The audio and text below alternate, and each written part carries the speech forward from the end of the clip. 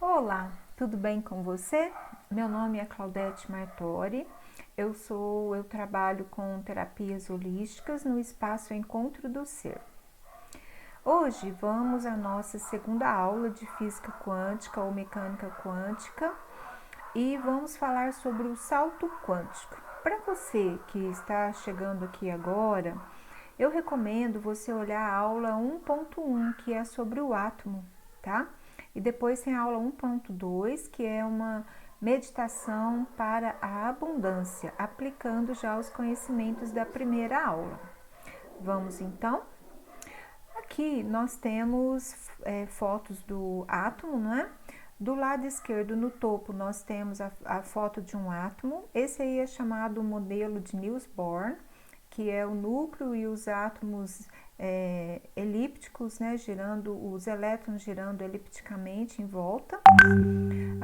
Embaixo, nessa foto mais azul, nós temos uma foto mesmo, foi tirada uma foto de um átomo de hidrogênio. E aqueles pontinhos em volta, né, do lado mais de fora, seriam os possíveis locais onde um átomo, onde o elétron se encontra. Já essa outra foto, esse aí é o último modelo atômico desenvolvido, tá? Ele seria o modelo atômico quântico já. Nós vimos então que um átomo, que tudo que existe é feito de átomos, é formado por átomos. Eu, você, árvore, casa, carro, tijolo, planeta, galáxias, tudo é feito de átomos. Para a gente ter a ideia, né, de como seria o tamanho de um átomo em relação ao núcleo dele, imagine uma laranja do tamanho de um estádio. Imagine um Maracanã e uma laranja do tamanho de um estádio. Se a laranja fosse um átomo, o núcleo dele seria do tamanho de uma bolinha de gude. Olha a diferença, né? O núcleo é muito pequenininho. O núcleo é a única massa que o átomo possui, porque os elétrons, eles não têm uma massa, tá? E o restante seria tudo espaço vazio, tá bom? E uma coisa hiper importante que nós vimos, que é o que faz toda a diferença, é que o átomo tem uma consciência mínima, não é? Mas tem. E ele responde ao comando do ser humano, tá? Então isso é muito importante, porque tudo que eu penso, o átomo ele vai reagir, tá? De alguma forma. A gente vai ver agora. Bom, e quando eu junto vários átomos, o que vai dar isso? Vamos supor que eu pegue um átomo de oxigênio e dois átomos de hidrogênio. Vai formar o que isso? Vai dar uma molécula de água, tá? E aqui, olha, uma molécula de ômega 3, né? Ela é formada por átomos de carbono, hidrogênio e oxigênio, tá? E uma molécula, Claudete, vai responder à consciência também? Sim, uma molécula também responde à consciência. Já foram feitos, gente, dezenas, centenas, milhares de testes nas principais universidades do mundo pelos cientistas mais renomados que vocês possam imaginar, tá? Numa desses experimentos, pegou-se tecido da placenta. E daí, algumas pessoas começaram a xingar, falar palavras horríveis, eu te odeio, você é horrível, etc. Para essas moléculas. E o que aconteceu com elas? Eram moléculas, no caso examinaram as moléculas de DNA. O DNA ele foi apagando as hélices, parte das hélices foram se apagando, tá? Então, imagina o efeito disso na saúde do seu corpo, os seus pensamentos prejudicando o seu DNA. E se o DNA vai se apagando, qual que é o resultado disso, gente? São doenças, né? Doenças no físico. Daí pegaram essas mesmas moléculas e começaram a fazer orações, falar palavras amorosas, não é? E o que aconteceu? aconteceu a reconstituição, aconteceu a reconstrução dessas moléculas do DNA que foram apagadas, né? Dessas conexões do DNA que foram apagadas. Então, olha a importância disso. A minha mente, os meus pensamentos e sentimentos vão influenciar as moléculas do meu corpo, vão influenciar as moléculas do fígado, vão influenciar as moléculas do cérebro, né? Eu não sei se vocês sabem, não é? Mas a medicina chinesa, ela correlaciona os órgãos com os sentimentos. Eu me lembro que o fígado é a raiva. Você começa a ter sentimentos de raiva, você vai ter problemas no seu fígado. Você tem sentimentos de medo, aí são os rins afetados, não é? Então, o nosso pensamento, a nossa intenção, ela vai afetar diretamente o nosso corpo. Daí, se esses pensamentos são negativos, né? Lembram que a gente viu foi na palestra da meditação da prosperidade, né? O campo coerente e o campo incoerente. Outro experimento que foi feito, com certeza, acredito que vocês já devem ter ouvido, do Dr. Omoto com os cristais de água, tá? Não vou entrar nos detalhes agora, mas ele recomenda o seguinte, que você pegue a sua garrafinha de água, de vidro, né? É bom de vidro, e coloque, escreva, por exemplo, amor, saúde, e pregue, né? Faça um rótulo e pregue na sua garrafinha de água. Só de estar escrito ali as palavras, por exemplo, amor, gratidão, saúde, isso já vai modificar as moléculas de água que você vai ingerir, tá? Então, as moléculas, sim, têm consciência. E se eu juntar um monte de moléculas, o que eu vou ter? Eu vou ter uma célula. Aqui, no caso, esse é um exemplo de uma célula do corpo humano, tá? E a célula, ela tem consciência também? Não me diga que a célula tem consciência. Sim, a célula tem consciência, tá? E o que significa isso? Significa que você pode conversar com as células do seu corpo, tá? Caso elas já estejam danificadas, caso você já esteja com algum problema de saúde, você pode conversar com as células do seu corpo, dizer que elas são perfeitas, que elas são saudáveis, que elas se reproduzem com perfeição. E tudo isso vai fazer muita diferença na sua saúde, tá? O seu pensamento, o seu sentimento vai modificar completamente a saúde do seu organismo. Aqui eu coloquei alguns tipos de células do corpo humano para você não achar que a célula é só igual àquela, tá? Mas todas têm aqueles componentezinhos que a gente viu aqui, ó. Todas têm essas partezinhas aqui. Essas partezinhas seriam como a parte que respira, a parte que digere, tá bom? É a mesma coisa. A célula e o corpo humano, elas têm funções semelhantes, tá? Então, nós temos aqui alguns tipos de células do corpo humano. Nós temos ali, ó, uma célula muscular. Ali a do meio seria uma célula tronco, que ela pode se dividir e se transformar em qualquer tipo de célula. Nós temos a célula do intestino, células do fígado, células cardíacas, células nervosas, que são os neurônios, células sanguíneas.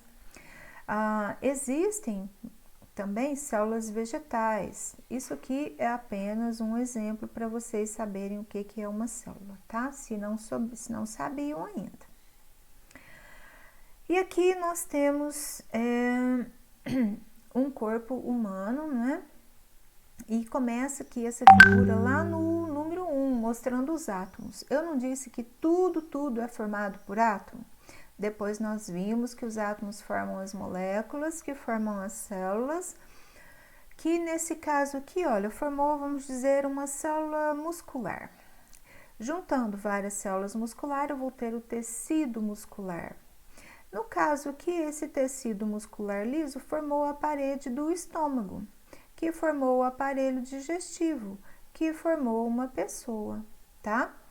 Então, se os átomos têm consciência, as moléculas têm consciência, as células têm consciência, todo o seu corpo tem uma consciência e você pode afetar a saúde do seu corpo físico através dos seus pensamentos e sentimentos, tá?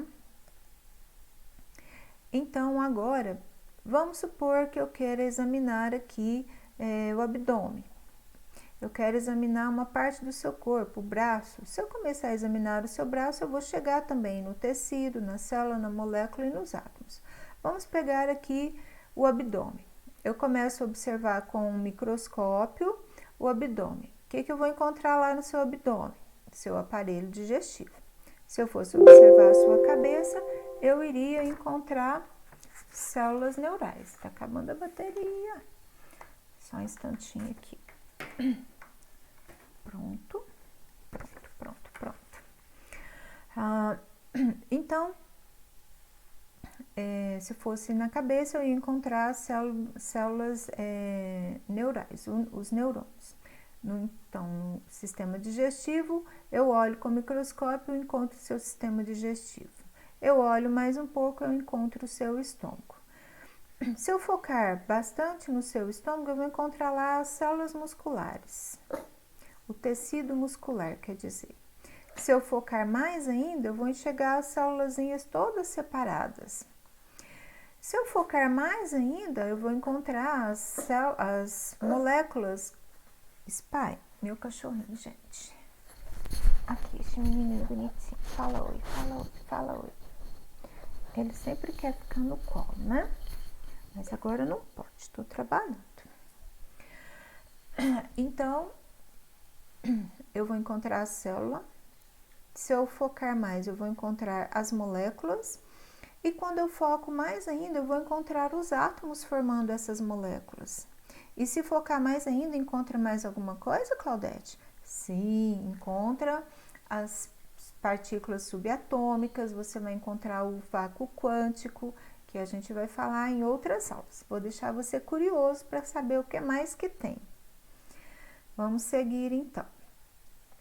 Então, como a gente veio hoje falar de salto quântico, né? Nós temos aqui um átomo. Esse azul seria o núcleo do átomo e esses pontinhos em volta seriam as camadas de elétron. Esse elétron, ele recebeu energia, ele absorveu energia e o que aconteceu com ele? Ele deu um salto quântico. Parece algo simples, né? Mas vamos dar uma olhada melhor nisso. Então, aqui tem outra figura representando a mesma coisa, né? O átomo, formando do núcleo, as camadas de elétron. O elétron, então, aqui do lado esquerdo, ele absorveu energia e deu um salto quântico. Na figura, no átomo do lado direito, ele perdeu energia, ele liberou energia e ele deu um salto de volta para a camada anterior, né?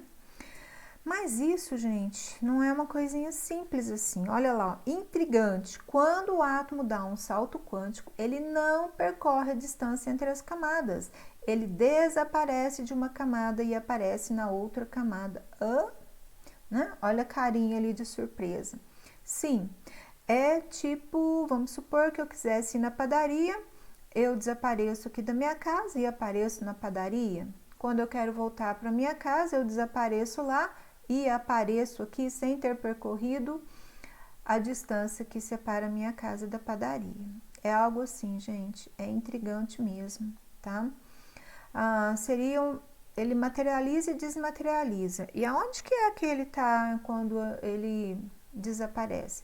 Em outra dimensão, em outro universo, tá? É assim, é estarrecedor, é de cair o queixo, né? Onde é que foi esse elétron? Os cientistas ficam doidinhos com isso, tá? Então, essa energia que o átomo emite quando ele libera energia é chamada de fóton, um quanto de luz, tá bom? A gente ouve muito, então, da onde que vem a palavra quanto, quantum, quântico, né? Vem de quanta, que é a mínima quantidade de luz, tá bom? vou repetir novamente, olha a flechinha vermelha ali apontando para o átomo, né? Quando o elétron ganha energia, ele salta de uma camada para outra. Se ele ganhar mais energia, ele vai saltando. E isso chama-se salto quântico. Quanto maior os saltos, maior a energia, tá? Ou quanto mais energia, mais saltos ele vai dar. Por outro lado, olha a flechinha vermelha aqui apontando para o átomo da direita. Quando o elétron perde energia, ele volta para a camada inferior e libera um fóton, libera luz. E agora eu vou apresentar para vocês algumas outras descobertas científicas que nos deixam desnorteados, tá? Um elétron deixa de existir em um ponto e passa a existir em outro simultaneamente, sem passar pelo espaço entre os dois. Sabe por que eu estou falando isso para vocês, gente? Porque isso aqui já é tudo usado nas tecnologias, tá?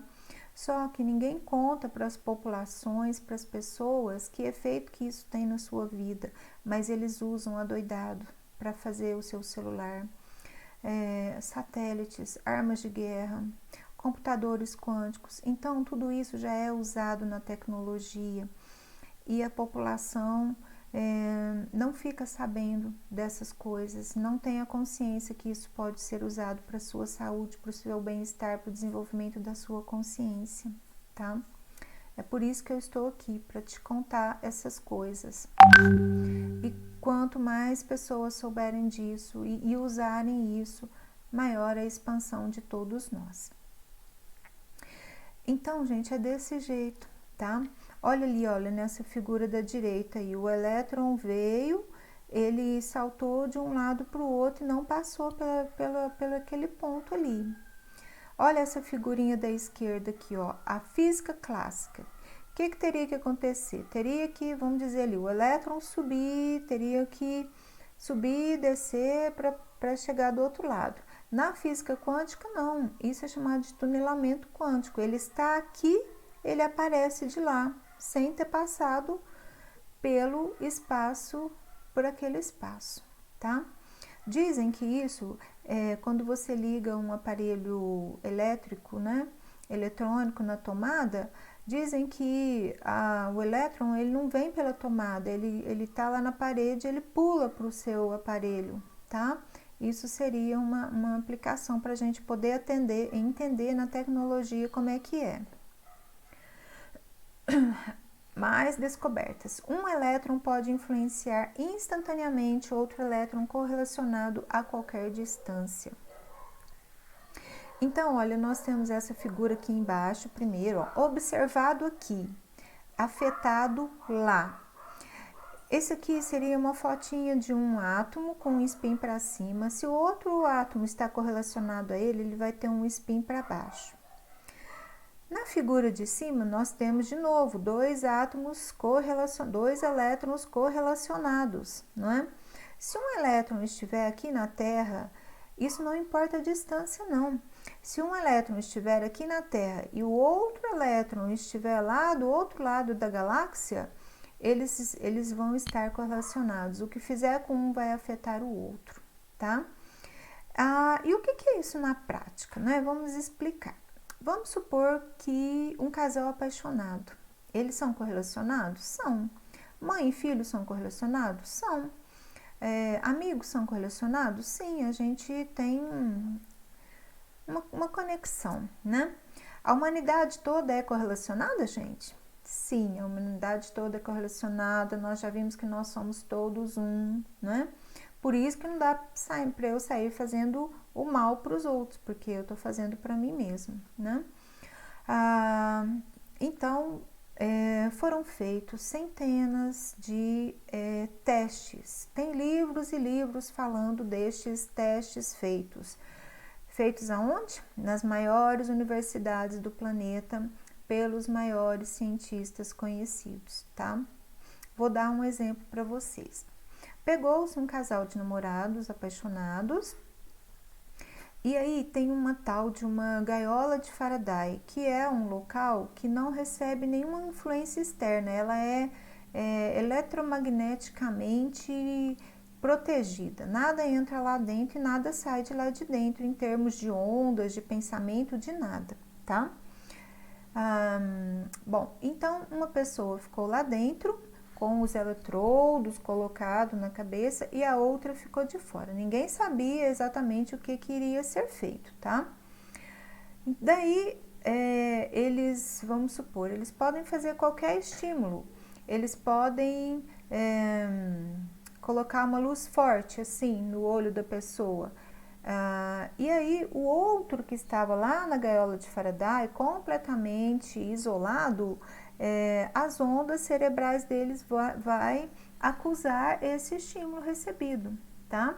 E aí fizeram isso, vamos supor, a 12 metros de distância, a 50 quilômetros de distância do outro lado do planeta, uma pessoa aqui e a outra do outro lado, tá? Então, isso é quando está correlacionado. Que mais? Então, nós afetamos completamente as outras pessoas. Mais descobertas. Um elétron pode estar em mais de um lugar ao mesmo tempo. Como assim? Sim. Aqui nós temos aquela foto, de novo, do hidrogênio. E essa camada mais externa aqui, olha, está mostrando os possíveis locais, esses pontinhos seriam os possíveis locais onde o elétron estaria. E aonde é que está esse elétron quando ele não está em um único lugar? Ele está em outra dimensão, ele está em outro universo, tá? É estarrecedor, gente, é de cair o queixo. Então, se você não ficar surpreso, é porque você não entendeu nada. Isso eles dizem na física quântica, que a física quântica é de deixar a gente desnorteado. O próprio Einstein, vocês sabem, foi um cientista de um destaque tremendo, não é? No século passado, ele não aceitou muito essas coisas da física quântica. Ele fez descobertas revolucionárias na física, né? Entretanto, ele não deu um salto quântico nas descobertas dele, nem na consciência dele, porque todas as descobertas dele ficaram bem acomodadas na física clássica, tá bom? No nosso próximo vídeo, nós vamos ver o salto quântico na vida, nós vamos aplicar esse conhecimento de hoje do salto quântico do átomo na nossa vida, como que a gente vai dar saltos quânticos. E vamos fazer uma meditação de como tornar-se um com a humanidade, de como expandir o amor para toda a humanidade. Porque quando eu expando a minha consciência, quando eu cresço, toda a humanidade expande a consciência, toda a humanidade cresce, toda a humanidade evolui, tá bom? Fique na paz, beijos de luz em seu coração, tenha um ótimo dia. Foi um prazer estar com você.